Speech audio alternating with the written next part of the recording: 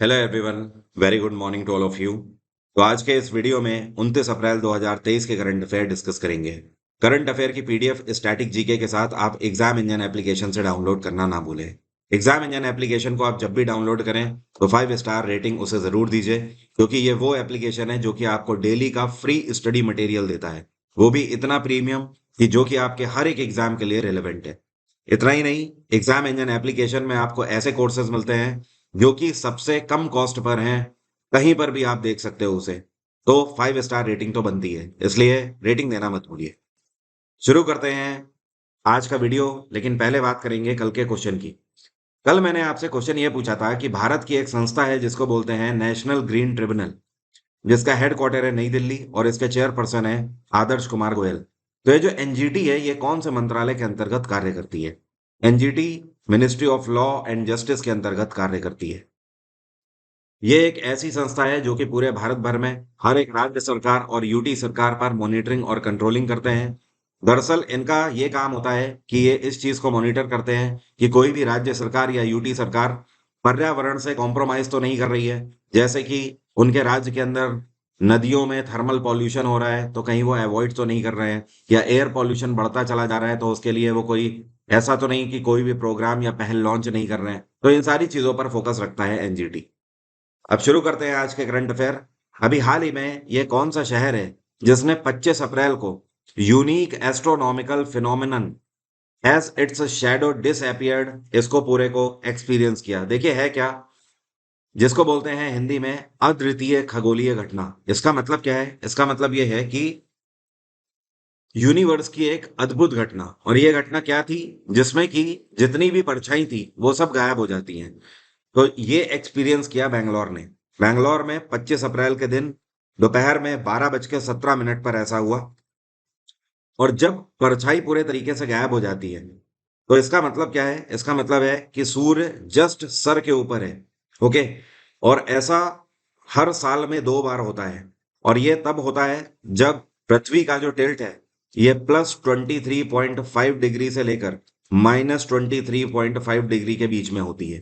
ठीक है। उस केस में ये इक्वेशन बनती है और सूर्य बिल्कुल सर के ऊपर होता है, तो उस टाइम पर किसी भी चीज की कोई भी परछाई नहीं बनती है। तो साल में 2 बार ऐसा होता है। बैंगलोर ने इसको ऑब्जर्व किया। अगला क्वेश्चन है, ये कौन से आईआईटी के रिसर्चर्स हैं जिनके द्वारा एक लिक्विड मार्बल बनाया गया है नैनो क्ले का यूज करके, और इसकी मदद से आने वाले टाइम में कई सारी बीमारियों का ट्रीटमेंट भी किया जा सकेगा। एक तरीके से आप बोल सकते हो मेडिसिनल पर्पस से इसका यूज किया जाएगा। तो ये है आईआईटी गुवाहाटी। आईआईटी गुवाहाटी के प्रोफेसर्स ने एक लिक्विड मार्बल बनाया हुआ है नैनो क्ले टेक्नोलॉजी की मदद से। और इसकी खास बात यह है कि ये जो पूरा लिक्विड मार्बल बना हुआ है ये ड्रॉपलेट्स ऑफ लिक्विड से बना हुआ है, और इनको हाइड्रोफोबिक पार्टिकल से कोटेड किया गया है। आने वाले टाइम में कैंसर हो गया या फिर डायबिटीज हो गई, इस तरीके की बीमारियों को इससे ट्रीट करने में मदद मिलेगी। अगला क्वेश्चन है, G20 के अंतर्गत Y20 प्री समिट का अभी हाल ही में आयोजन किया गया कौन से शहर में? Y20 का मतलब है यूथ 20 की मीटिंग इसको बोला जाता है। तो G20 के अंतर्गत इस बार ये कौन से शहर में आयोजित करी गई? ये लद्दाख के अंदर लेह में इसका आयोजन किया गया। 3 दिवसीय थी। इसकी शुरुआत 26 अप्रैल से हुई और ये 28 अप्रैल तक चली। इस मीटिंग का मेन उद्देश्य था क्लाइमेट चेंज पर बात करना, इसके अलावा पीस बिल्डिंग, हेल्थ सेक्टर में, और रिकंसिलिएशन, ये सारे इसके मेन कंसर्न थे। इस पूरे समिट को 100 से ज्यादा डेलीगेट्स ने पार्ट लिया और G20 नेशंस के सभी देशों ने यहाँ पर हिस्सा लिया। इसके अलावा अभी कुछ टाइम पहले G20 की स्पेस इकोनॉमी लीडर्स की मीटिंग कहाँ पर आयोजित करी गई है? तो ये 10 दिन पहले शिलोंग में आयोजित करी गई। कहाँ पर? शिलोंग में। और ये 17 से लेकर 18 अप्रैल तक आयोजित करी गई थी। ध्यान रखिए मैं बात कर रहा हूँ G20 स्पेस इकोनॉमी लीडर्स की मीटिंग की। G20 की स्थापना 1999 में करी गई थी, और G20 की अध्यक्षता अगले साल ब्राजील करेगा। कौन सा देश? ब्राजील। अगला क्वेश्चन है, अभी हाल ही में ये कौन सी कंपनी है जिसने अनाउंस किया है कि ये अपना पहला प्रोडक्शन प्लांट भारत के अंदर ग्रेटर नोएडा में स्थापित करेंगे, जो कि उत्तर प्रदेश में आता है? तो इस कंपनी का नाम है जाइपेक्स। क्या नाम है? जाइपेक्स। अब जाइपेक्स एक कैनेडियन कंपनी है, और ये एक ऐसा सॉल्यूशन बनाते हैं जो कि कोटिंग प्रूफ का काम करता है, वाटर प्रूफिंग का काम करता है। आपने कई बार देखा होगा कि टीवी वगैरह में, यूट्यूब वगैरह में कई सारे ऐसे एड्स आते हैं जिसमें आपको दिखाया जाता है कि आप जैसे कि कोई भी बिल्डिंग वगैरह बना रहे हो या घर बना रहे हो, तो उस केस में वाटर प्रूफिंग सॉल्यूशंस आपको चाहिए होते हैं। दरअसल जब आप लेंटर डालते हो घर पे, तो उसके ऊपर आज की डेट में सीलन से बचाने के लिए वाटर प्रूफिंग सॉल्यूशन कोटिंग लगाई जाती है। तो ये वही कंपनी है जो कि ये कंक्रीट वाटर प्रूफिंग सॉल्यूशन बनाने का काम करेंगे। ग्रेटर नोएडा के अंदर जो ये यूनिट बना रहे हैं, ये 40,000 स्क्वायर फीट में पूरी फैली होगी। इसके अलावा 30,000 स्क्वायर फीट जो है ये इन्होंने रिजर्व में रखा हुआ है कि अपना जितना भी ये प्रोडक्शन करेंगे वो सब as a reserve, as a godown इस 30,000 स्क्वायर फीट को यूज करेंगे। तो भारत में देखते हुए कि किस तरीके से कंस्ट्रक्शन लगातार अपनी गति पकड़ रहा है, आने वाले टाइम में कंपनीज भी ऑब्जर्व कर पा रही हैं कि भारत में नेशनल हाईवेज बहुत सारे प्रिडिक्टेड हैं। तो लगातार हर उस जगह पर जहां पर कंक्रीट का यूज किया जाएगा, वहां पर इस प्रोडक्ट का भी यूज किया जाएगा। इसके अलावा भारत में लगातार घर भी बनते चले जा रहे हैं। आप देख रहे हो किस तरीके से ग्रामीण हिस्सा कम होता चला जा रहा है और शहर गांव की ओर बढ़ते चले जा रहे हैं। तो ये सारी चीजों को देखते हुए इस तरीके की कंपनीज अब भारत में आने के लिए प्रेरित है। और जब ये अपना प्लांट इनॉग्रेट करेंगे तो उस टाइम पर करीब 500 लोगों को रोजगार मिलेगा। ये कौन सी राज्य सरकार है जिसके द्वारा अभी हाल ही में 5T स्कूल ट्रांसफॉर्मेशन प्रोग्राम का तीसरा फेज लॉन्च किया गया है? तो 5T प्रोग्राम उड़ीसा सरकार का प्रोग्राम है। उड़ीसा में नवीन पटनायक की सरकार है और इनके द्वारा 5T स्कूल ट्रांसफॉर्मेशन प्रोग्राम का तीसरा फेज अभी हाल ही में शुरू किया गया है। अब यहाँ पर 5T का मतलब क्या है? देखिए, पहले टी का मतलब है ट्रांसफॉर्मेशन, यहाँ पर मैं लिखता जा रहा हूँ, ट्रांसफॉर्मेशन। दूसरे टी का मतलब है टीम वर्क। तीसरे टी का मतलब है टाइम। चौथे टी का मतलब है ट्रांसपेरेंसी। और पांचवे का मतलब है टेक्नोलॉजी। अब इस 5T स्कूल ट्रांसफॉर्मेशन प्रोग्राम का मेन उद्देश्य ये है कि team work, transformation, transparency, technology और टाइम का यूज करते हुए उड़ीसा के अंदर जितने भी सरकारी स्कूल हैं उन सभी का रेनोवेशन किया जाएगा। इस थर्ड फेज के अंतर्गत 2151 गवर्नमेंट हाई स्कूल्स का रेनोवेशन किया जाएगा। जैसे कि स्कूलों के अंदर पीने के पानी की फैसिलिटी होना, डिजिटल क्लासरूम होना, इसके अलावा खाने की भी बेहतर सुविधाएं होना, इन सारी चीजों को लेस किया जाएगा हर एक स्कूल में। अगला क्वेश्चन है, अभी हाल ही में सिप्री की रिपोर्ट आई है।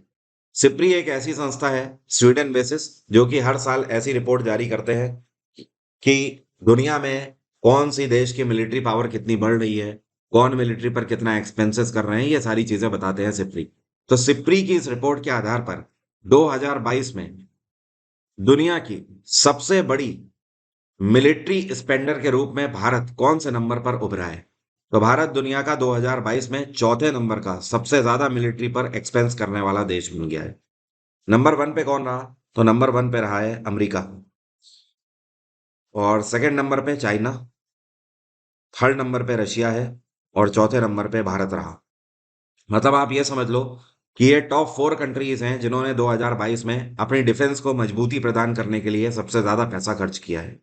अगर केवल भारत की बात करें तो भारत ने 2022 में जितना इन्होंने 2021 में खर्च किया था उससे 6% ज्यादा खर्च किया है।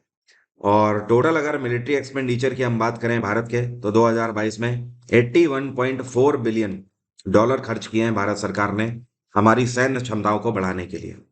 अगर पूरे विश्व में बात करें तो टॉप 15 कंट्रीज को अगर हम मिला दें तो ये 82% कवर कर लेते हैं। तो बाकी आप ऐसा समझ लो कि बाकी के जितने भी नेशंस हैं उन्होंने कितना कम खर्चा किया होगा। वैसे टॉप 4 तो ये है, और पांचवें नंबर पे सबसे ज्यादा खर्चा करने वाला देश है सऊदी अरेबिया 2022 में। अगला क्वेश्चन है, ये कौन सा शहर है जहां पर अभी हाल ही में Reserve Bank of India governor Shaktikanta Das के द्वारा global conference on financial resilience को लीड किया गया? अभी हाल ही में ग्लोबल समिट हुआ, जितनी भी वित्तीय सहायता से जुड़ी हुई या वित्तीय टेक्नोलॉजी से जुड़ी हुई चीजें हैं उनको सशक्त करने के लिए एक कॉन्फ्रेंस आयोजित करी गई G20 के अंतर्गत। तो इसका कौन से शहर में आयोजन किया गया? तो इसका आयोजन किया गया मुंबई में, और इसको लीड किया आरबीआई गवर्नर शक्तिकांत दास ने। शक्तिकांत दास आरबीआई के 25वें गवर्नर हैं। इसका आयोजन 27 अप्रैल को किया गया मुंबई में। और ध्यान रखिएगा 2023 के गवर्नर ऑफ द ईयर का टाइटल भी शक्तिकांत दास को ही दिया गया है। नेक्स्ट क्वेश्चन है, कर्नाटक विकास ग्रामीण बैंक के चेयरपर्सन के रूप में अभी हाल ही में किसने पदभार संभाला है? तो इसके नए चेयरपर्सन बनाए गए हैं श्रीकांत भांडीवाड़। क्या नाम है? श्रीकांत भांडीवाड़। ये पदभार संभालेंगे कर्नाटक विकास ग्रामीण बैंक का। ये इससे पहले कैनरा बैंक में भी कार्यरत रहे हैं। कैनरा बैंक के अंदर एग्रीकल्चर एक्सटेंशन ऑफिसर के रूप में भी ये कार्यरत रहे हैं। पूरा पटना सर्किल के भी इंचार्ज भी ये रहे हैं। इसके अलावा कंसल्टेंसी सर्विसेज के भी इंचार्ज रहे हैं। बहुत सारी जिम्मेदारियां इन्होंने कैनरा बैंक में निभाई है। अब ये कर्नाटक विकास ग्रामीण बैंक की बागडोर संभालेंगे। और कर्नाटक विकास ग्रामीण बैंक जिसकी स्थापना 2005 में करी गई थी, इसका हेडक्वार्टर है धारवाड़। धारवाड़ कहाँ पड़ता है? कर्नाटक में। अभी हाल ही में एलआईसी के चीफ इन्वेस्टमेंट ऑफिसर के रूप में किसको अपॉइंट किया गया है? तो ये है रत्नाकर पटनायक। क्या नाम है? रत्नाकर पटनायक। अभी हाल ही में एचडीएफसी बैंक के डेप्यूटी मैनेजिंग डायरेक्टर कौन बनाए गए? तो इनका नाम है कैजाद भरूचा। यहां पर मैं लिख देता हूं, कैजाद भरूचा। अगला क्वेश्चन है, जो आपको पिक्चर में दिख रहे हैं इनका नाम है मोहम्मद शहाबुद्दीन चुप्पू। ये जज भी रह चुके हैं और आज की डेट में राजनीतिज्ञ भी हैं। तो अभी हाल ही में कौन से देश के 22वें राष्ट्रपति बनाए गए हैं? तो ये बांग्लादेश के 22वें राष्ट्रपति पद की शपथ मोहम्मद शहाबुद्दीन चुप्पू ने ले ली है। और इन्होंने जिनकी जगह ली है या जिन जो रिटायर हुए हैं उनका नाम क्या है? अब्दुल हामिद। तो अब्दुल हामिद को ये सक्सीड कर रहे हैं। बांग्लादेश में इस टाइम पर शेख हसीना की सरकार है और इनकी पार्टी का नाम है आवामी लीग। ओमान की कैपिटल है मस्कट। सिंगापुर की कैपिटल सिंगापुर सिटी। और तंजानिया की कैपिटल डोडोमा। क्या बोलते हैं? डोडोमा। अगला क्वेश्चन है, अभी हाल ही में गोल्डमैन एनवायरमेंटल प्राइज 2023 से किसको सम्मानित किया गया है? तो ये जो आपको पिक्चर में दिखाई दे रही है इनका नाम है एलेजेंड्रा कोराप। क्या नाम है? एलेजेंड्रा कोराप। और ये कहाँ से बिलोंग करती हैं? ये साउथ अमेरिका से बिलोंग करती हैं, अमेजोन रीजन से। आप लोगों ने अमेजोन के जंगलों का नाम सुना होगा। ये दुनिया में सबसे घने जंगल हैं अमेजोन के। तो ये उसी रीजन से बिलोंग करती हैं। और इनको गोल्डमैन एनवायरमेंटल प्राइज 2023 से इसलिए सम्मानित किया गया है कि पिछले 2 डिकेड से ये लगातार पर्यावरण को बचाने का काम कर रही हैं, जिसके लिए अभी हाल ही में इनको सम्मानित किया गया। 6 कॉन्टिनेंट से 6 एक्टिविस्ट को सम्मानित किया गया है। इसके अलावा जैसे कि अमेरिका से किसको सम्मानित किया गया है? तो यूएस से डियान विल्सन को सम्मानित किया गया है। किसको? डियान विल्सन। इसी तरीके से अगर बोला जाए साउथ एशियन रीजन से किसको सम्मानित किया गया है, तो इनका नाम है डेलिमा सिलाली। यहां पर मैं लिख देता हूं, डेलिमा सिलाली। और ये कौन से देश से बिलोंग करती हैं? तो ये बिलोंग करते हैं इंडोनेशिया से। अगला क्वेश्चन है, अभी हाल ही में T20 200 विकेट लेने वाले सबसे युवा गेंदबाज कौन बन गए हैं? तो T20 फॉर्मेट में 200 विकेट लेने वाले सबसे कम उम्र के खिलाड़ी बन गए हैं Shaheen Shah Afridi.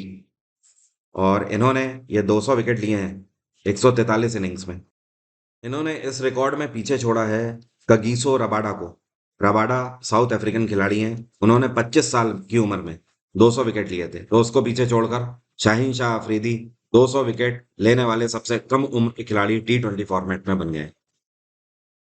International girls in ICT day हर साल अप्रैल के चौथे थर्सडे को मनाया जाता है। इस बार इसकी थीम क्या थी? इस बार इसकी थीम थी डिजिटल स्किल्स फॉर लाइफ। क्या आप मुझे कमेंट बॉक्स में लिखकर बता सकते हो ये दिवस किस लिए मनाया जाता है?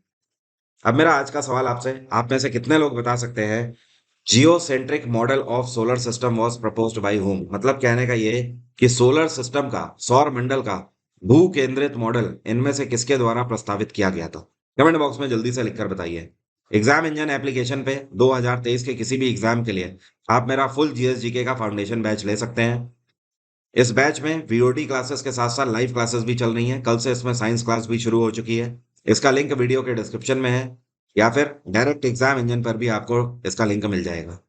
आप पूरे साल का मंथली करंट अफेयर मैगजीन का सब्सक्रिप्शन भी ले सकते हैं या फिर रिकॉर्डेड सिर्फ हिस्ट्री और polity batches, online test series मेरी जो है, आप इन सभी का फायदा एग्जाम इंजन एप्लीकेशन से उठा सकते हैं।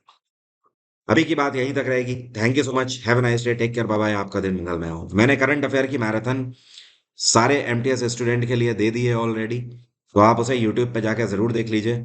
उसकी जितनी भी पीडीएफ है, 100 पेज की पूरी हिंदी और इंग्लिश की पीडीएफ है, वो भी एग्जाम इंजन एप्लीकेशन पे अपलोडेड है। वहां से आप फ्री स्टडी मटेरियल से डाउनलोड कर सकते हैं। Thank you so much, have a nice day, take care, bye bye, आपका दिन मंगलमय हो।